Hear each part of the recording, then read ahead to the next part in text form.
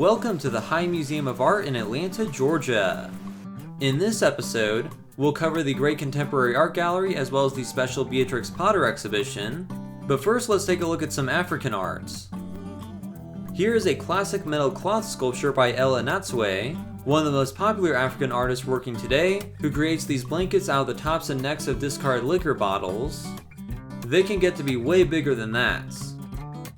There is a Yoruba Obatala or king's crown from the late 19th century. In this work, Joanna Chumali blended a digital photograph into a collage with meticulous stitchwork. In her work, she explores themes of perseverance and identity. This painting on a flour sack depicts Congolese Prime Minister Patrice Lumumba famously declaring independence from Belgian rule in 1960. He would be assassinated less than a year later. These are fang sculptures from the equatorial forests of Central Africa. They would be placed on bark boxes that would serve as sentinels protecting a family's ancestral relics stored within the box.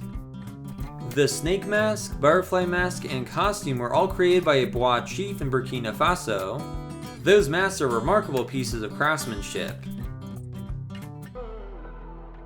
Here are some examples of African masks worn as part of elaborate costumes during masquerade rituals and celebratory performances.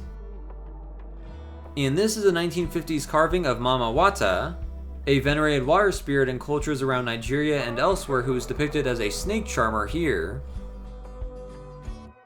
This museum does not really have a collection of art from the ancient world, but you can see such pieces here in Atlanta at Emory University's Michael C. Carlos Museum.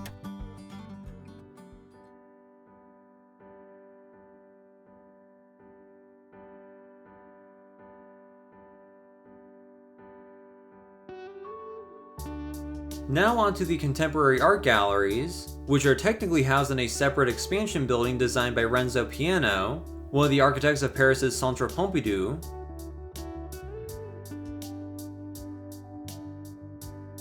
Here is a Kehinde Wiley portrait of a young man who is living in the slums of Rio de Janeiro.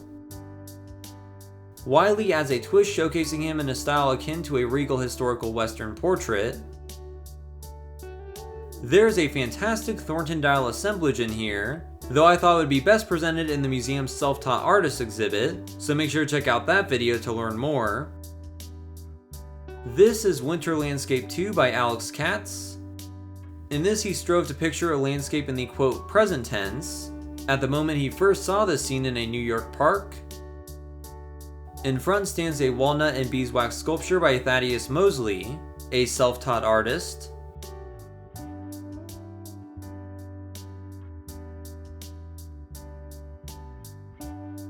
That glittered, somewhat Afrofuturistic scene by Radcliffe Bailey depicts railroad tracks, which pays tribute to the artist's family heritage in the Underground Railroad, the Great Migration, and his father's job as a railroad worker.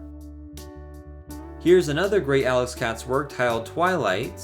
Katz pieces often look way better in person than on a screen. Here's a whole Ellsworth Kelly gallery, featuring several of his distinctive abstract color works. That painting with black splotches of paint in the background is a tribute to the Rumble in the Jungle.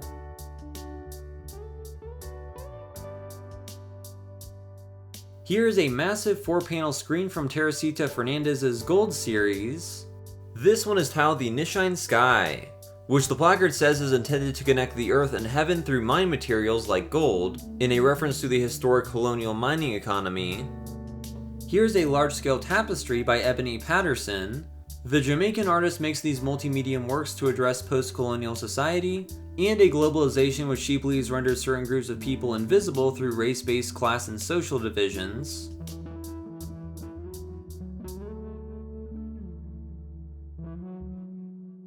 That's a tremendous Anselm Keifer piece, The Remains of the Sun from 1997. He was inspired to make this one after viewing brickmaking kilns during his travels in India, in turn conjuring scenes of creation and destruction, the latter of which is often present in his works. Here's an Anish Kapoor concave mirror dish. This one has a pattern of repeating triangles. There are also some zany contemporary furnishings and decorative pieces.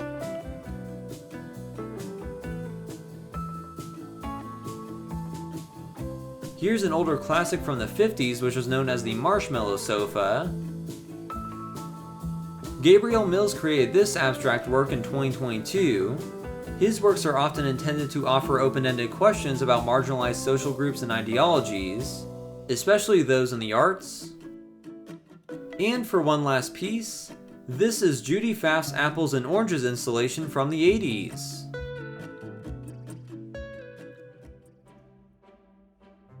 I also had a chance to check out the Beatrix Potter Drawn to Nature exhibition, a retrospective about the author of Peter Rabbit, who is also a book illustrator. So there are several authentic sketches and watercolors of Peter Rabbit and other characters done in Potter's own hand.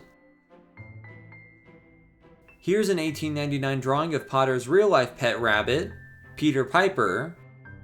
That was Potter's watercolor paint box which she used as a teenager.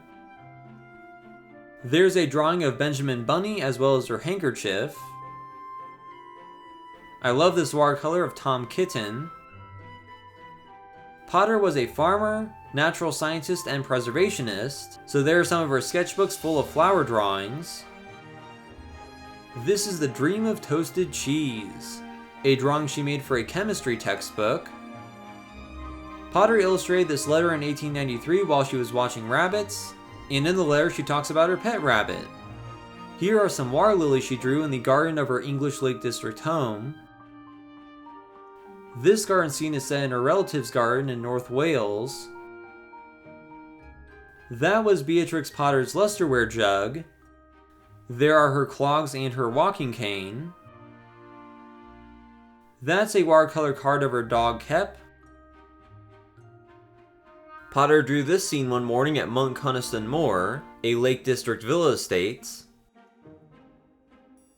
And there's a wood mouse she drew in 1886. Alright, I really enjoyed the High Museum of Art. I would absolutely recommend visiting when you're in Atlanta.